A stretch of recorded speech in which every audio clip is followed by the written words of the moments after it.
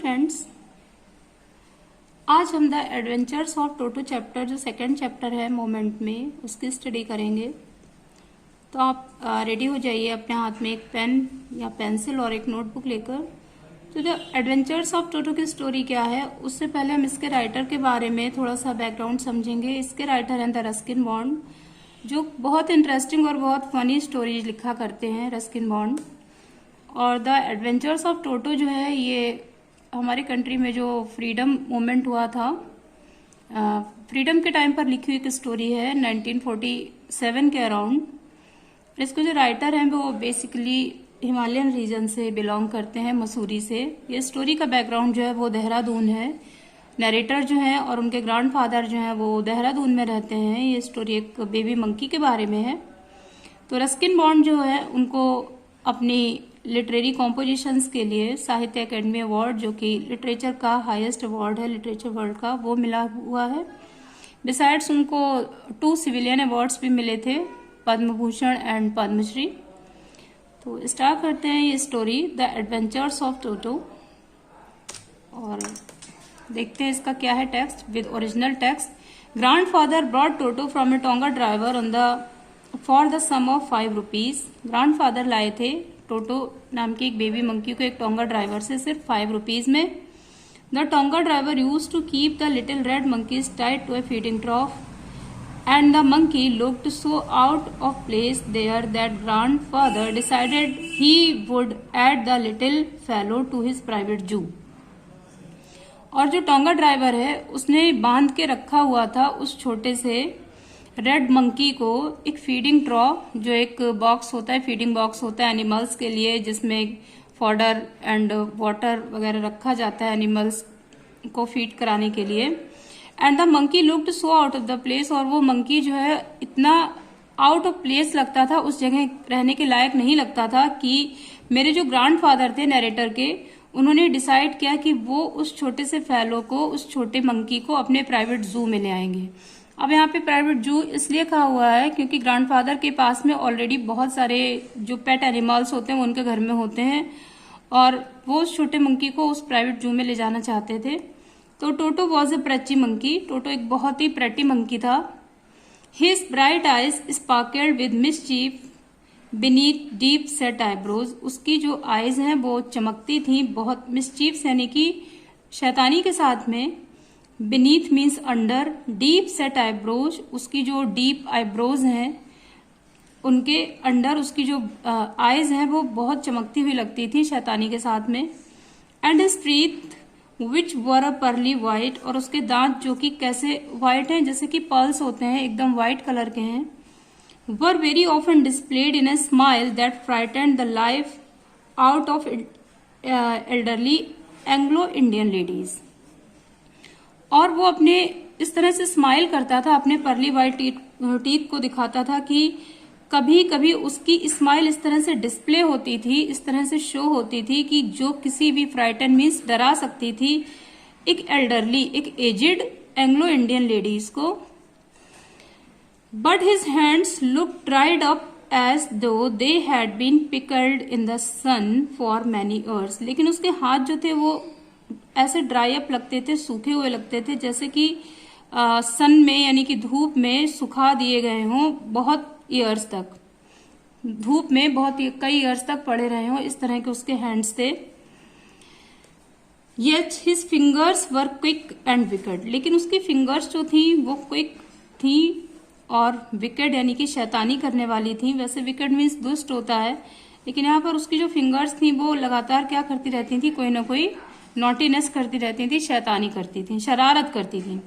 And his tell, और जो उसकी पूंछ है, while adding to his good look, वो उसके लुक को बहुत अच्छा बनाती थी। ग्रैंडफादर बिलीव्ड, क्योंकि मेरे ग्रैंडफादर का यानी कि नरेटर के ग्रैंडफादर का ये बिलीव था कि एक जो टेल होती है, जो पूंछ होती है, वो ऐड करती है किसी भी एनीवन गुड लुक, किसी एनिमल के गुड लुक को एड अप करती है, उसको और अच्छा बनाती है, बेटर बनाती है।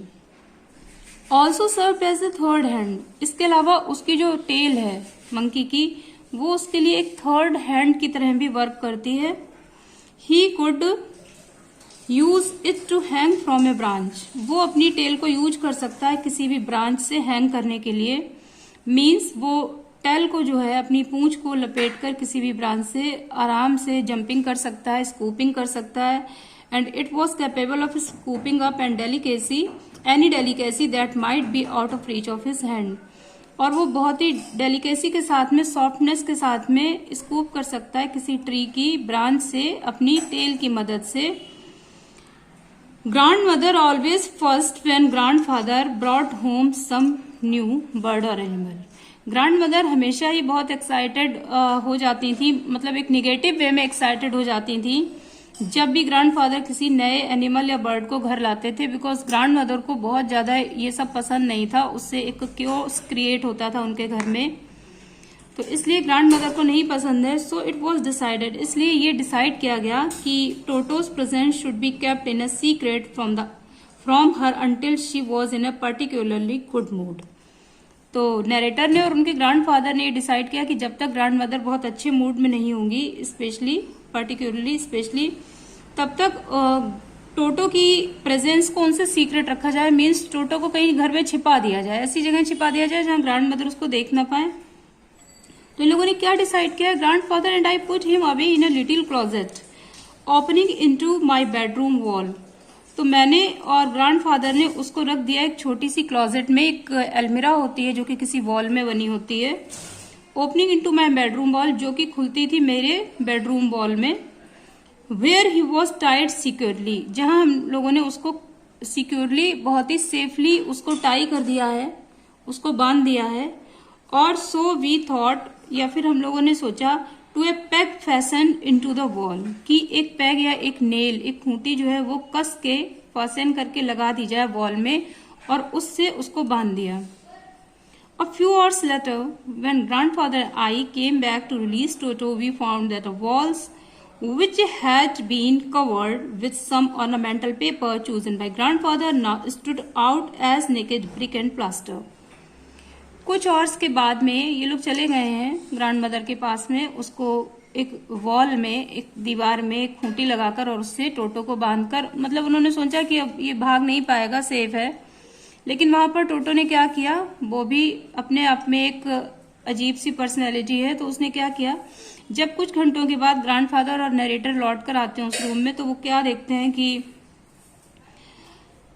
वी फाउंड, हम लोगों ने ये पाया कि जो वॉल्स है विच हैड बीन कवर्ड, जो कि किससे कवर थी, ऑर्नामेंटल पेपर से।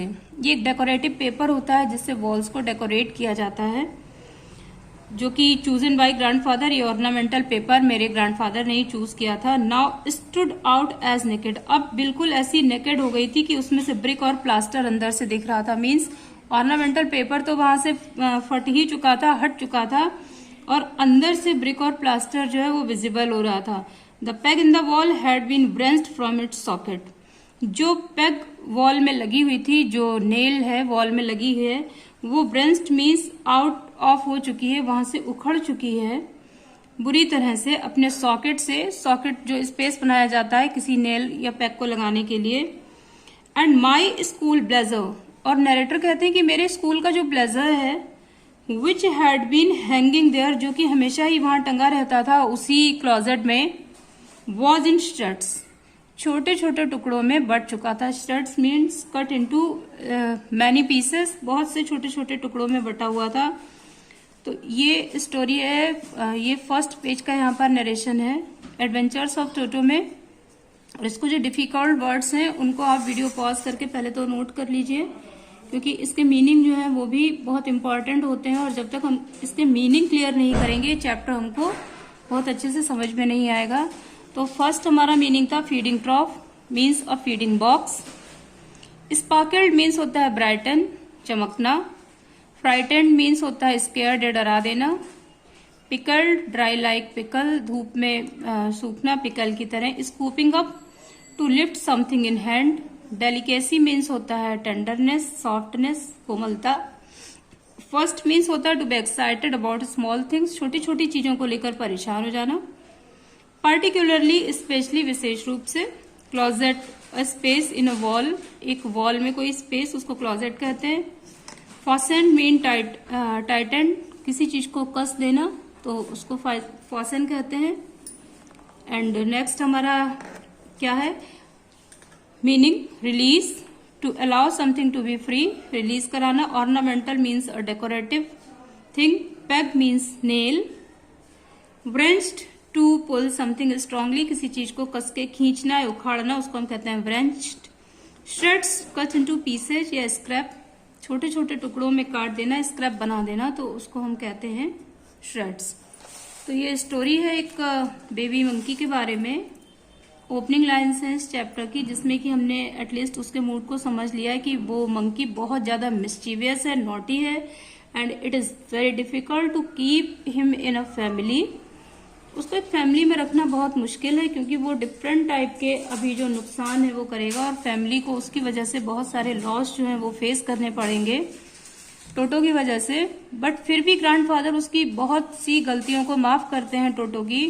फाइनली वो कुछ ऐसा करता है उस फैमिली में कि उस मंकी को ग्रैंडफादर को वापस करना पड़ता है उस टोंगा ड्राइवर को, क्योंकि वो ग्रैंडफादर और उनकी फैमिली एक मंकी को किस तरह से रखा जाता है, उसको किस तरह से एज ए पेट वो रख सकते हैं फैमिली में, अभी उनके पास में उतनी नॉलेज या उतनी स्किल नहीं है जो कि वो एक मिस्चीवियस मंकी को, एक नॉटी मंकी को अपनी फैमिली में एज अ पेट रख सके। तो बहुत मुश्किल हो जाता है उस पेट को अपनी फैमिली में रखना और उसको टेम करना। तो फाइनली ग्रैंडफादर सरेंडर कर देते हैं, और जब सभी फैमिली के मेंबर्स परेशान हो जाते हैं टोटो से, तो वो उसको कहाँ वापस कर देते हैं, उसी टोंगा ड्राइवर के पास जहां से ग्रैंडफादर उसको लाए थे।